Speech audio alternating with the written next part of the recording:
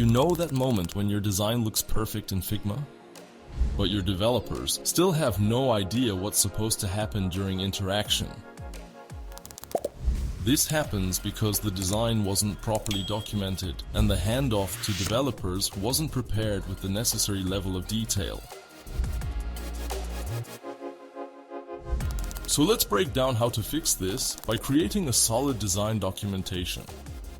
And to show you exactly how it's done, we'll use this folder list component as our example.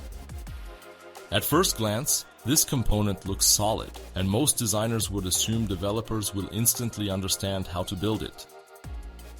We've got a list of items as our main component, and the item component itself includes all the usual variants. We've got hover, selected, edit mode, the whole package. So what's actually missing? What about documenting all interactions? A component like this isn't static. It's packed with interactions between its elements, and those interactions also need to be documented and visualized. Let me give you an example. When a user drags an item, the UI actually goes through several microstates.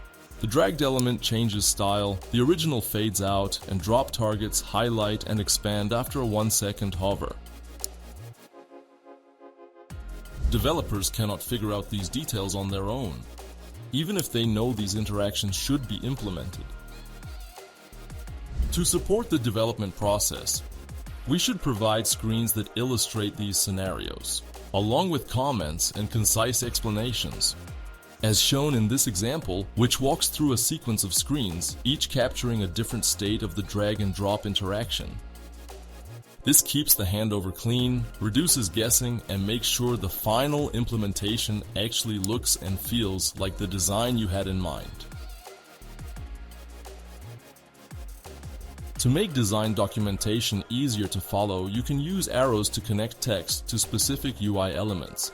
In this example, the user searches for old, but the results also show the campaigns folder, which might be confusing. To explain this, one paragraph shows that this folder appears because it's a parent of a matching item, while another highlights the matching substring in each result. Both explanations are linked to the interface elements with arrows, making the behavior easy to understand. This is how I document my designs, and I'm curious to learn how you do it. Thanks for watching and stick around as more content is coming your way soon.